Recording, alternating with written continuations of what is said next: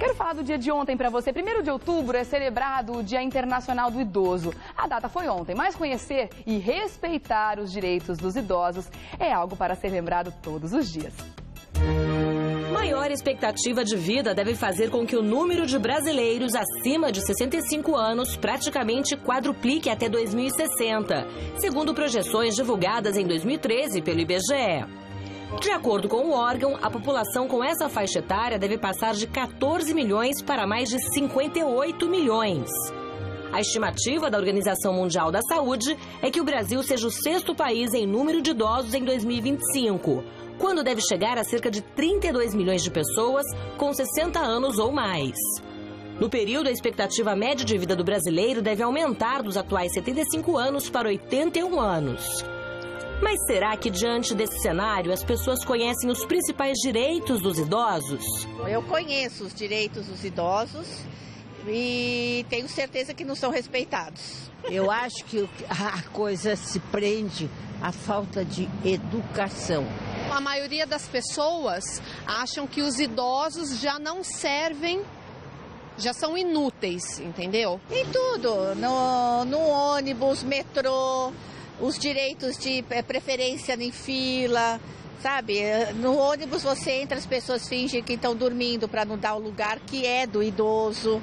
Eu evito tomar um ônibus que já esteja muito lotado, porque é mais agradável, vamos dizer.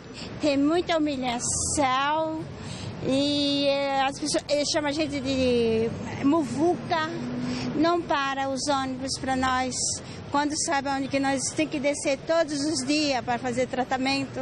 Estão começando a ser respeitados, estão começando a ser. Já foi pior, devagarinho vai melhorando. No Revista da Cidade, vamos conhecer o Estatuto do Idoso, uma legislação importantíssima que existe desde 2003.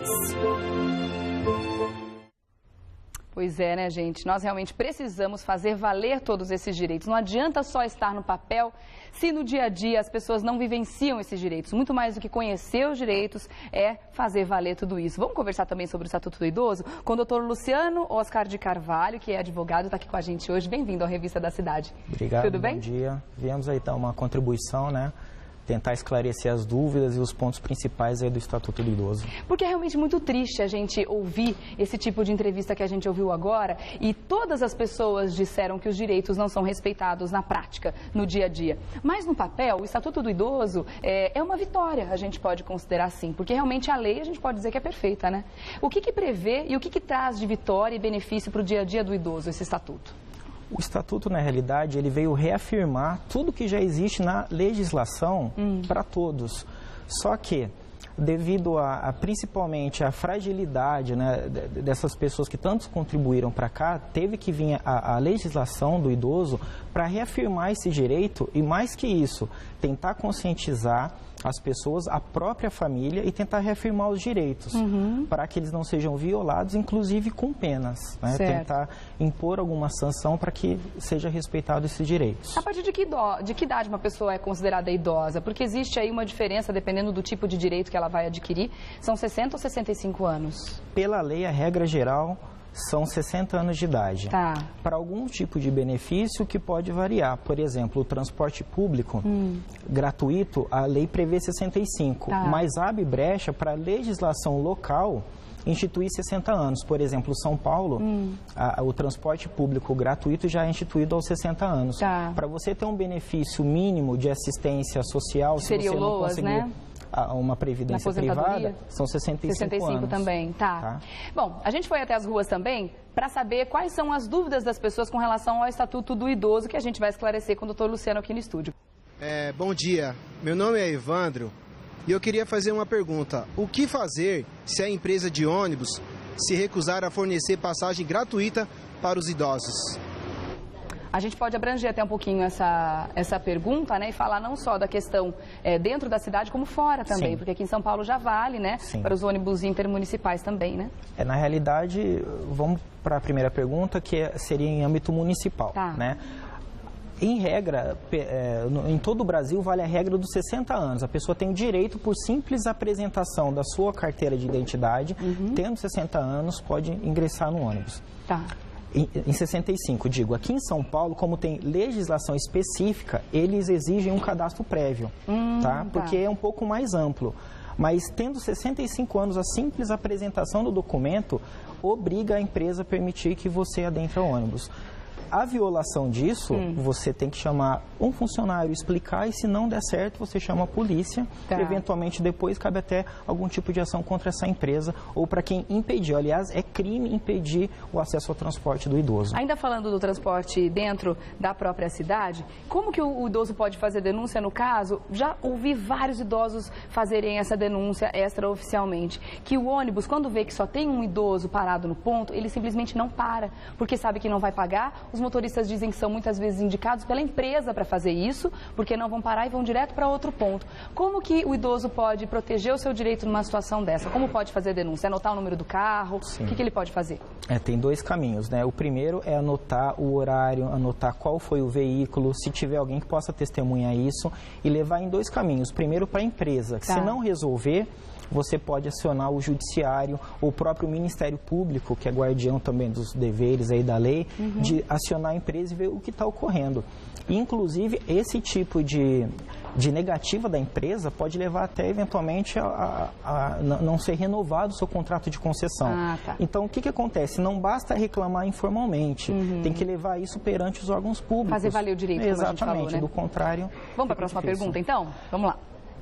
Oi, meu nome é Rayane. Eu gostaria de saber como denunciar se o idoso estiver sendo maltratado pela família. Infelizmente, outra situação bastante comum, né? Sim. Hoje o Estatuto, que é na realidade um grande avanço, ele prevê responsabilidade de todos, né? Da família, da comunidade, da sociedade e do poder público. Então, quem presencia ou quem sabe que o idoso está sendo maltratado tem obrigação de comunicar. Ele pode até responder pela própria omissão. Então, tem N formas. Você pode tanto ir na Polícia Militar 190, tem o Disque Denúncia 181, você pode eventualmente, existem conselhos municipais de idosos que você também pode denunciar. Qualquer órgão público que você leve isso daí é obrigado a averiguar o que está ocorrendo. Pode ser feita uma denúncia anônima caso a pessoa não queira se indispor. 181, tá certo. Denúncia anônima. Importante. Vamos lá para a próxima pergunta. Meu nome é Anderson. Se o idoso não tiver como se sustentar, ele pode pedir pensão a seus familiares? Sim, assim como no passado ele foi obrigado a sustentar, obviamente, os filhos, né?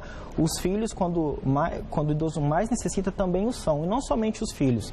Tem uma escala, mas o idoso pode eleger, né, ou direcionar, pedir pensão para qualquer um dos seus parentes, especialmente para esses filhos, se tiver numa situação de risco ou de abandono. É direito dele. Tá certo. Agora vamos lá para mais uma pergunta das ruas. Oi, meu nome é Cristina. Eu gostaria de saber, idosos podem ser internados em asilos contra a sua vontade? Essa pergunta é muito complicada. Por quê?